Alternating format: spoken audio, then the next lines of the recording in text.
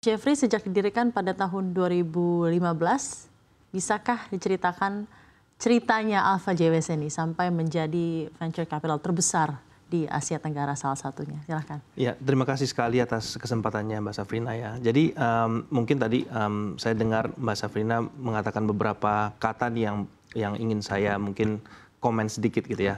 Nomor satu adalah suramnya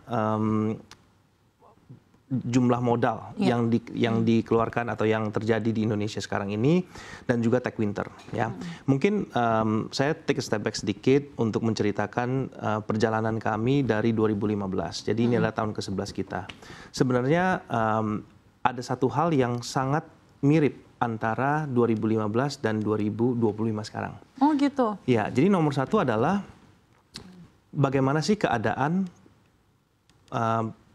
investasi startup di 2015. Sebenarnya pas kita mulai di 2015 juga nomor satu, tidak banyak investor, apalagi investor asing yang datang ke Indonesia.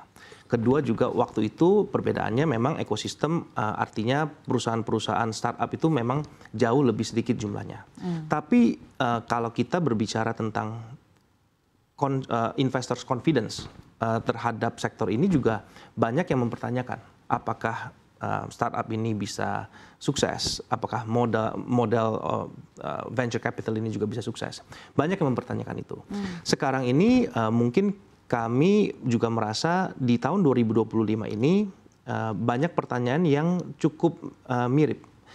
Tapi fokusnya itu sudah berbeda, bukan lagi apakah startup ini itu adalah modal yang tepat, tetapi lebih ke apakah perusahaan-perusahaan startup ini bisa menghasilkan profit dan bisa grow sustainably, ya kan?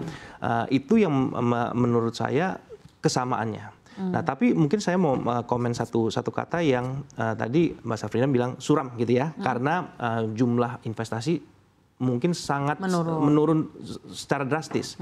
Dari kacamata kami, mungkin kami melihat itu sedikit berbeda, dan saya juga pengen mengadres terms winter. Menurut saya terms winter itu kurang tepat, karena mungkin 2024 winter, banyak yang mungkin bilang juga 2025 masih winter. Kalau winter kan berubah terus ya, dari winter abis itu nanti pasti ada summernya. Sekarang ini kok winternya lama banget gitu kan. Jadi mungkin jadi autumn nih ya Pak ya, menuju autumn. Atau mungkin termsnya kita ganti sedikit. Memang ini adalah siklus. Siklus yang dimana bahwa dari 2015 pas kita mulai, itu kita mulai menginvestasi ke company-company perusahaan yang memang kecil. Nah, sekarang banyak company tersebut itu sudah mencapai satu titik yang cukup besar. Sekarang fokusnya berbeda, ya kan? Apakah mereka bisa profitable? Apakah investor bisa exit? Karena sekarang fokus dari semua investor itu adalah exit. Karena kita menghimpun dana, kita juga harus mengembalikan investasi kami tersebut ke investor kita, gitu kan? Nah, jadi itu sekarang fokusnya lebih ke situ.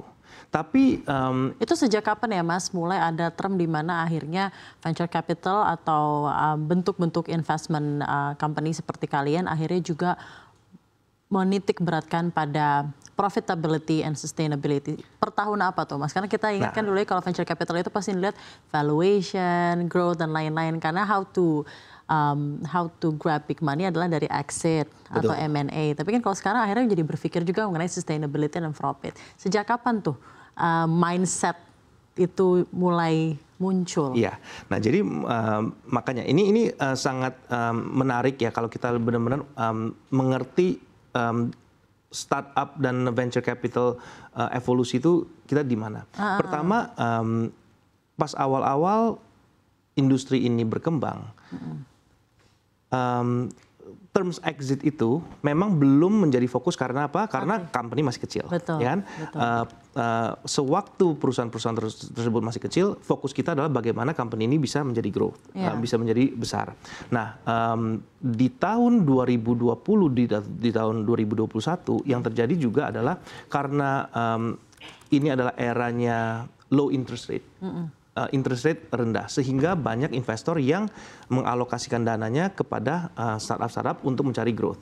Nah, itu yang sebenarnya sedikit ada efeknya, sehingga kebanyakan investor mengutamakan kepada growth daripada profitability.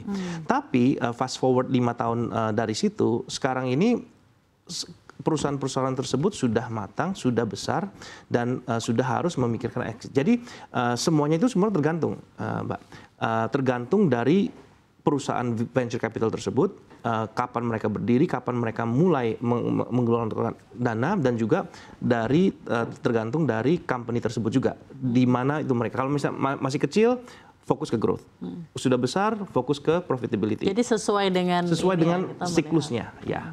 Jadi sebenarnya you looking at this portfolio individually with their own characteristic and specification, dan Anda men-treat itu sesuai dengan besar dan jenis mereka masing-masing. Benar. Dan mungkin kalau saya bisa tambahkan ya Mbak Safrina.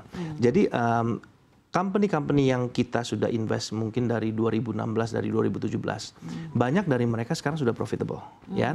Nah, jadi di tahun keberapa tuh, Mas? Apakah berbeda-beda? Nah, ini juga satu hal yang tadi Mbak Safrina bilang bahwa sekarang itu suram. Nah, suram is one way to put it, ya kan? Tapi another way to look at it adalah less competition. Memang ya lagi kan?